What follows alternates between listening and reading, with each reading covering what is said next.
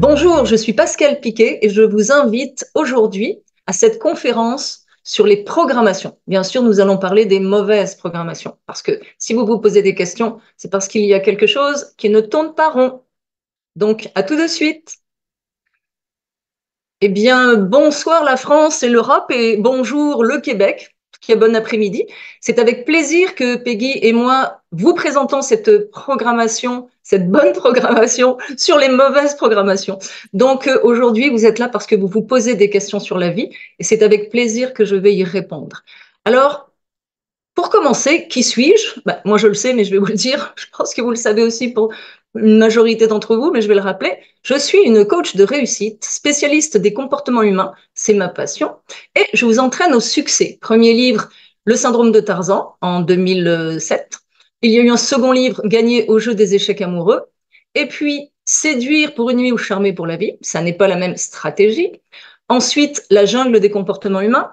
Entre autres, il y a eu La divorcée retrouve sa liberté et un e-book qui s'appelle Pourquoi récupérer son ex? Point d'interrogation. Hein, bonne question. Et puis le tout dernier, dont je suis très fière, le voici, sortie officielle 18 septembre 2024 pour le Québec et en janvier 2025 pour la France et l'Europe. Donc, si vous voulez des exemplaires en avant-première, eh bien, vous me contacterez. Voici le décor planté. Alors, les mauvaises programmations, par quoi commencent-elles? Eh bien, par nos parents. Si nos parents ne nous donnent pas reconnaissance, affection et protection, la confiance et l'estime vont être altérées. S'ils ne vous le donnent pas du tout, ou peu, ou trop, ou pas assez, votre confiance et votre estime vont être altérées. Ce qui fait que vous allez grandir quand même, ça va générer un grand vide et vous allez rester coincé ici.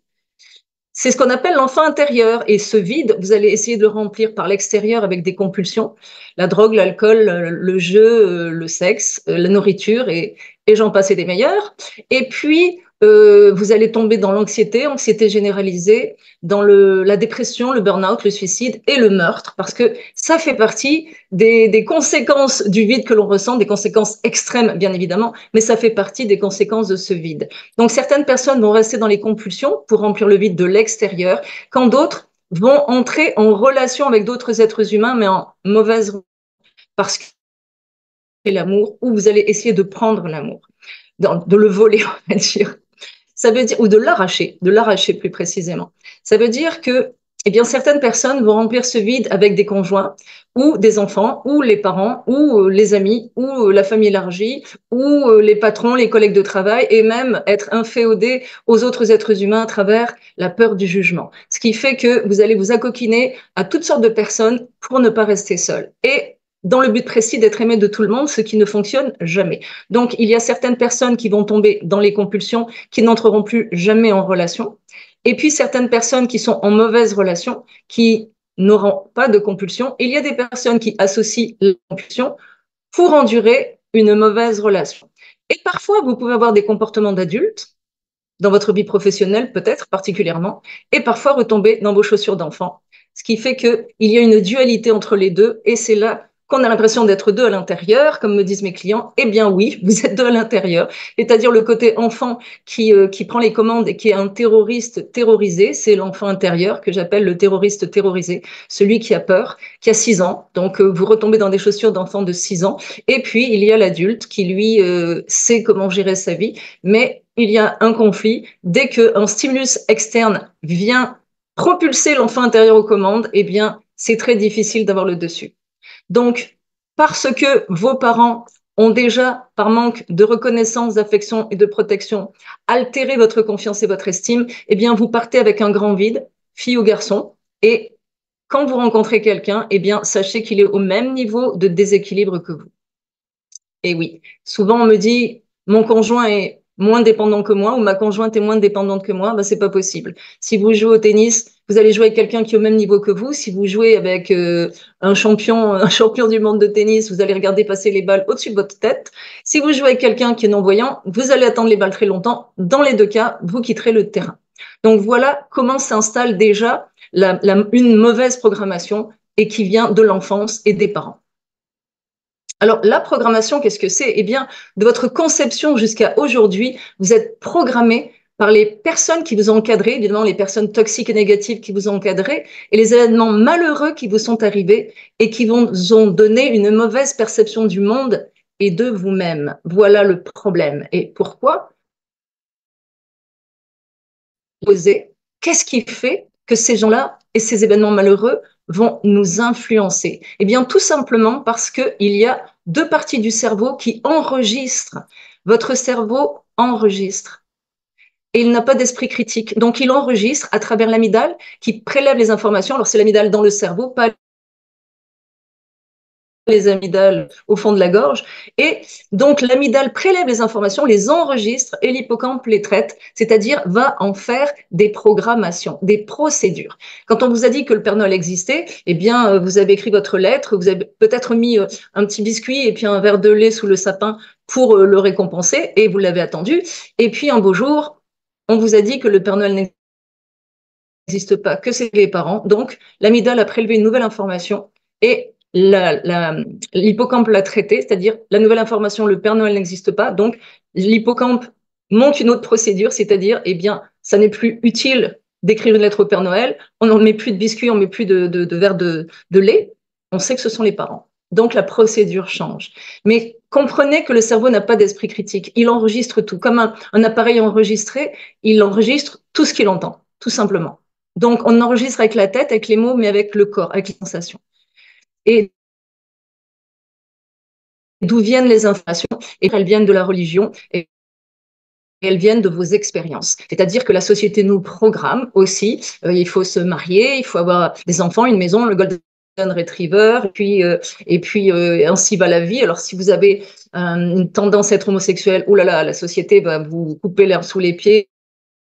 Et ça va être compliqué. Il faut vraiment rentrer dans le moule. C'est la même chose à l'école. On nous fait rentrer dans un moule. Si on n'entre pas dans le moule, si on est trop intelligent ou pas assez intelligent, ou si on a une autre façon d'apprendre, ben on est foutu. Personnellement, après le cours moyen 2, à 10 ans, on avait décidé que je serais coiffeuse ou dactylo parce qu'on m'avait catalogué imbécile. Et voilà.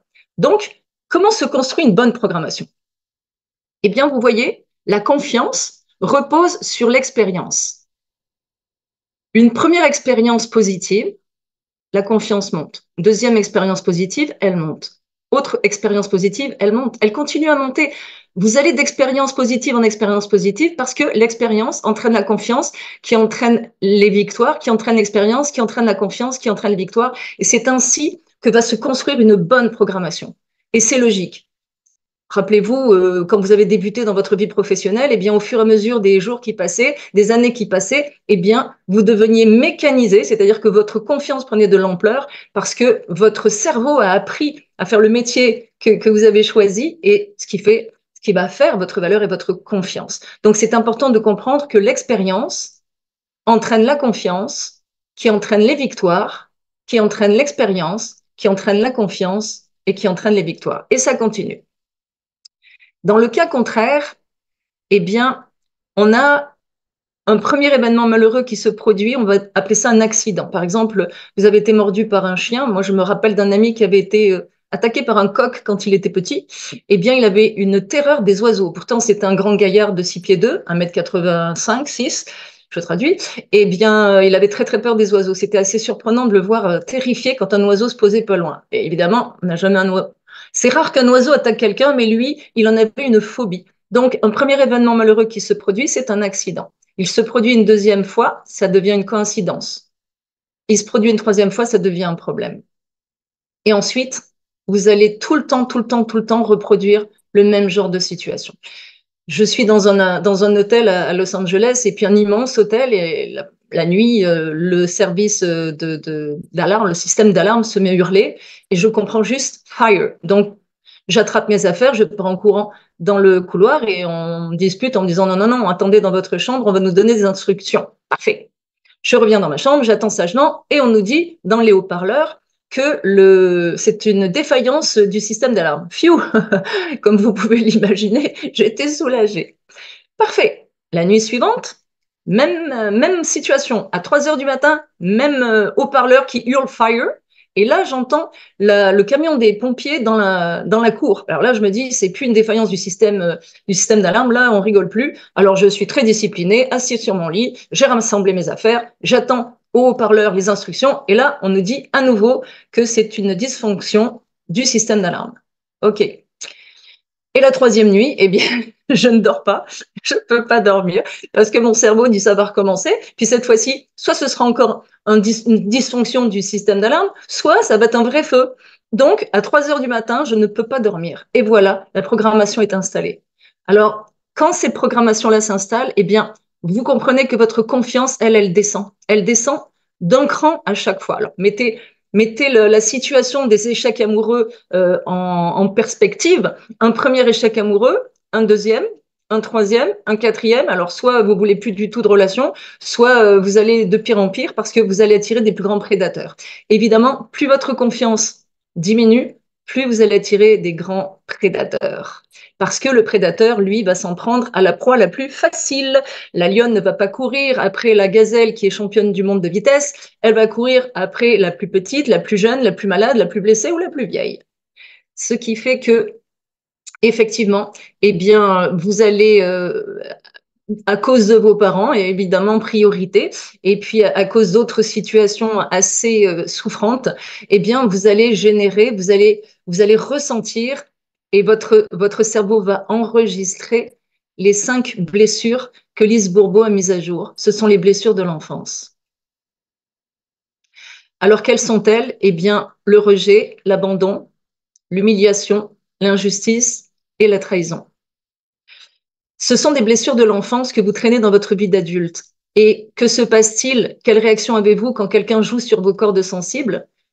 Eh bien, ou vous vous soumettez, ou vous vous mettez en colère. Donc, il y a des personnes qui vont se soumettre et devenir des esclaves et continuer à courir après l'amour des autres, et il y en a d'autres qui vont se fâcher, se mettre en colère.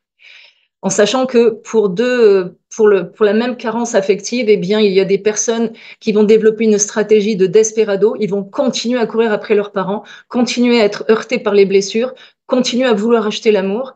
Et puis, de l'autre côté, il y a ceux qui seront les trôneurs affectifs, qui se couperont de leurs émotions et qui vont arracher l'amour aux autres, qui vont se servir des autres et les utiliser parce qu'ils ne ressentent plus rien. Mais ils ont eu les mêmes blessures, mais ils ne veulent plus les ressentir. Ce qui fait que eux, ils sont complètement déconnectés de leurs émotions, alors que les desperados, eux, sont totalement connectés à leurs émotions et grimpent au rideau toutes les 3 secondes, ce qui les fait passer pour des fous.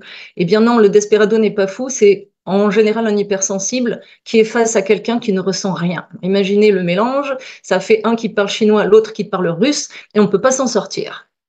Quels sont les 2 mots qui forgent principalement les mauvaises programmations? Ah ah, les jamais et les toujours. Je ne trouverai jamais la bonne personne. Si vous dites ça, votre cerveau l'entend et je vous assure que vous ne trouverez pas la bonne personne parce que vous venez de formuler et de créer une croyance. Si vous dites il m'arrive toujours des problèmes, eh bien c'est pareil. Vous venez de formuler une programmation. Il vous arrivera toujours des problèmes. Les toujours et les jamais sont à bannir.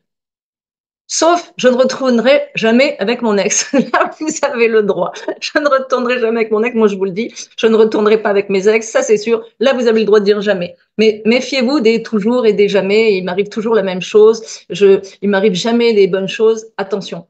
Vraiment attention.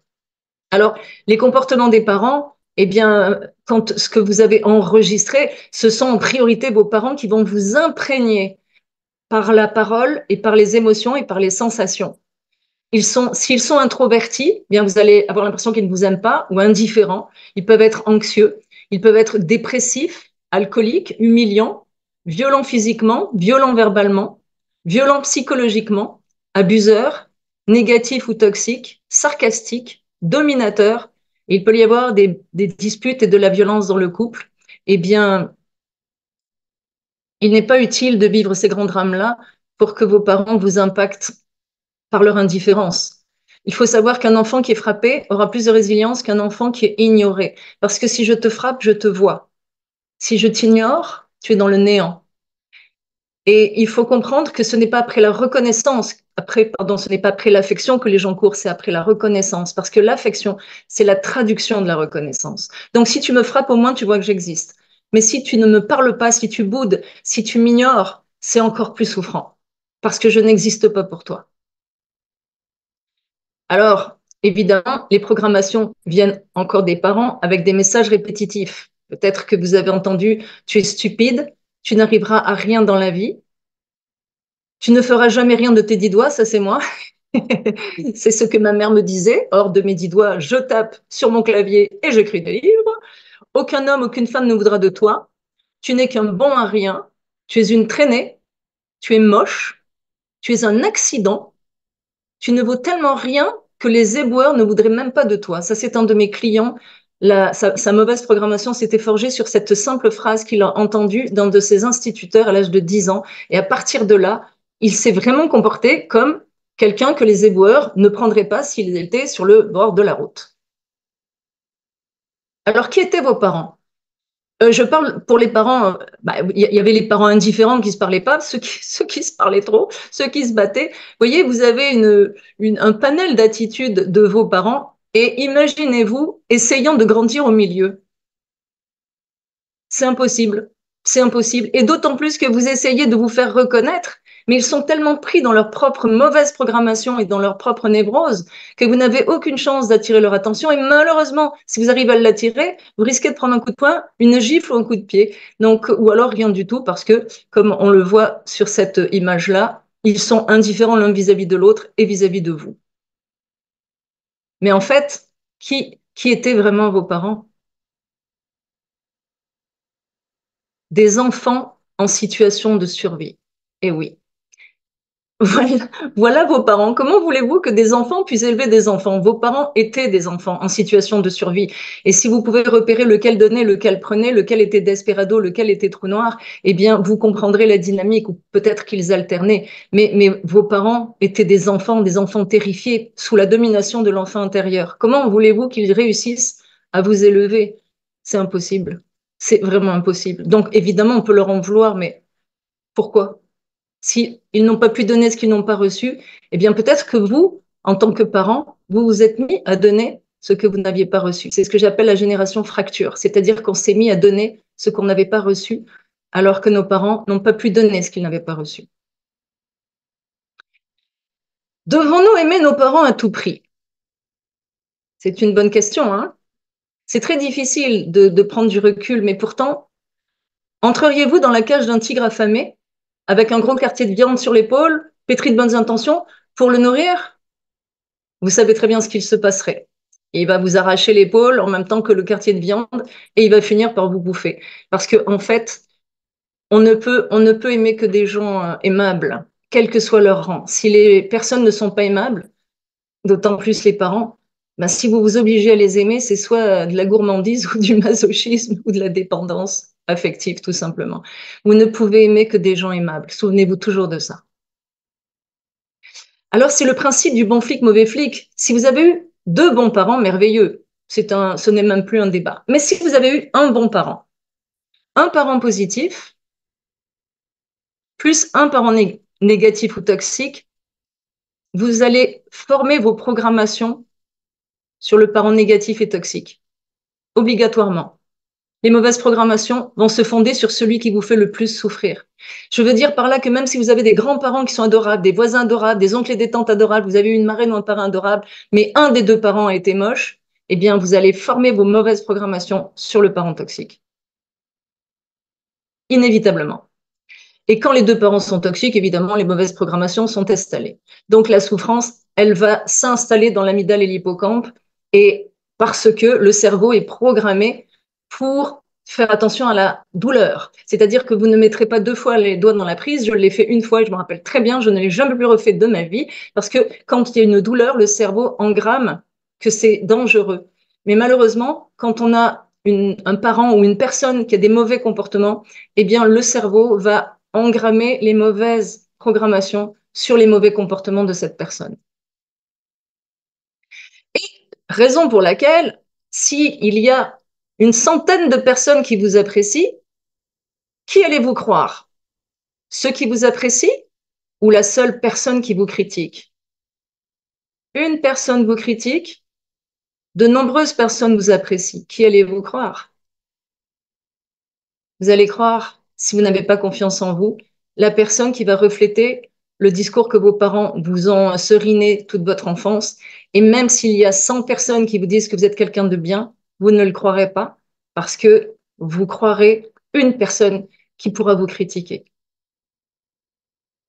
Les fausses croyances, eh bien, vous les connaissez, hein, ce sont les principales qu'on a enregistrées depuis notre plus tendre enfance et qui nous ont malheureusement envoyés dans la mauvaise direction par rapport surtout à nos relations affectives. Donc, on entend l'amour ne dure pas. Aimer, c'est souffrir. Ça, là, c'est ma préférée. Aimer, c'est souffrir. Comment est-ce qu'on peut associer l'amour à la souffrance? C'est impossible. Ils sont aux antipodes. Aimer, c'est être heureux. S'il y a de la souffrance, c'est qu'il y a de la dépendance et qu'il y a mauvaise programmation. On ne peut pas tout avoir dans la vie. Bon, on entend ça souvent, hein. Eh bien, c'est faux. Qu'est-ce que ça veut dire tout avoir? Ça ne veut pas dire avoir le conjoint ou la conjointe. Tout avoir, c'est avec soi, aligné avec soi-même. C'est-à-dire le bon job, le bon domicile, le bon entourage et être bien avec soi-même. Oui, on peut tout avoir dans la vie, heureusement, mais ça n'inclut pas, absolument pas, un conjoint. Ça inclut juste vous-même, vous-même. Vous pouvez tout avoir dans la vie de façon à avoir l'équilibre dans vos 3 assiettes chinoises, ce que j'appelle les assiettes chinoises, c'est-à-dire, eh bien, l'assiette professionnelle, sociale et privée. Quand vous avez l'équilibre dans ces 3 assiettes-là, eh bien, vous avez tout. Et le conjoint, encore une fois, ou la conjointe ne fait pas partie du tout. C'est être aligné avec vous-même, parce que la première personne que vous devez aimer, c'est vous, et je vous signale que vous allez passer le reste de votre vie avec vous-même. Donc, ce serait une bonne idée de vous accorder avec vous-même et de vous apprécier. Il faut faire des sacrifices, des concessions et des compromis. Ça, j'appelle ça les SCC. Eh bien, c'est faux, parce que c'est de l'esclavage. Si vous vous soumettez, eh bien, vous vous transformez en carpette et on vous méprise, tout simplement. Il faut vous respecter et respecter l'autre. Les extrêmes s'attirent, eh bien, dans la névrose, oui, celui qui est introverti va attirer celui qui est extraverti, celui qui aime la montagne va attirer celui qui aime la mer. On va jamais s'en sortir. Parce que la vraie formule, c'est qui se ressemble s'assemble. Évidemment, on vous avez déjà entendu dire qu'il y en a toujours un qui domine, qui aime plus que l'autre. Ben non, c'est pas normal. Celui qui va dominer, ben, c'est celui qui aime le moins, mais forcément, ça va être le maître. Et l'autre va être l'esclave. Donc l'esclave va manifester plus d'amour que le maître, qui en fait se sert de l'autre comme esclave et qui va le mépriser. Plus vous allez devenir esclave, plus vous allez être méprisé. Plus vous allez vous respecter, plus vous allez imposer le respect. Et puis, ben, vous connaissez toutes les autres, je passerai là-dessus. Vous les connaissez.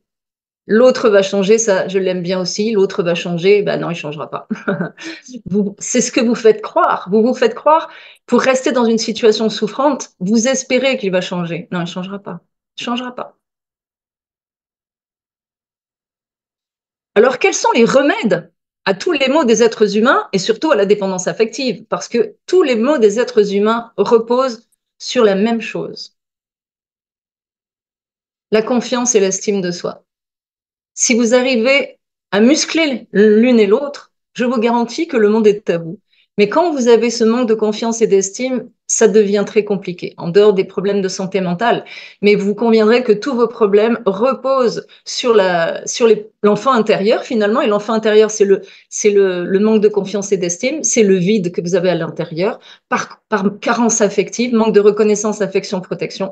Ça génère le vide. Ce vide, c'est l'enfant intérieur qui en prend possession. Et enfant intérieur rime avec peur. Et toutes les peurs reposent sur le manque de confiance, toutes. À l'inverse, développez votre confiance et les peurs vont s'envoler. C'est très important de comprendre ça en sachant qu'il ne faut pas confondre l'enfant intérieur qui rime avec peur et l'âme d'enfant qui est la capacité à s'amuser et à s'émerveiller. Donc, l'âme d'enfant, youpi, hein, on s'amuse, on apprend, on s'émerveille, on rit, on joue, ça c'est parfait, ça ne prend pas une ride. Alors que l'enfant intérieur, eh bien écoutez, c'est un terroriste terrorisé. Si vous étiez agent de bord et que vous sachiez qu'en première classe, il y a un terroriste qui va sauter sur le dos du pilote pour détourner l'avion, est-ce que vous seriez tenté de le gâter et de le réconforter en lui apportant du champagne ou préféreriez-vous le sortir de l'avion? Personnellement, je l'ai sorti de l'avion. C'est à la discrétion de chacun, mais il faut comprendre que comment régler la dépendance affective? C'est en développant votre confiance et votre estime, en reprenant votre croissance où elle s'est arrêtée quand vos parents ont été défaillants. Et c'est tout à fait possible à partir du moment où vous êtes déterminé. Ça se fait très bien en PNL. Donc la confiance et l'estime de soi, c'est la réponse à tous les maux des êtres humains. Et si vous n'y arrivez pas par vous-même, eh bien, il y a Pascal Piquet qui vous propose différentes formules de coaching. Le coaching sur 2 jours. Il faut plutôt être du côté du Canada, de l'autre côté de l'océan pour les Européens. Mais il y a le coaching sur 2 jours ben, chez moi, sur ma propriété de 90 acres. Le coaching par Skype, en visioconférence, évidemment. Et le coaching VIP, une semaine en individuel avec moi, chez Pascal Piquet. Logé, nourri, coaché, avec 3 activités surprises en faveur du bien-être et du tourisme, la découverte du Québec, du village de Saint-Jean-de-Mata où il y a des irréductibles gens joyeux, et puis la chaleur humaine et le beau décor dans lequel je vis.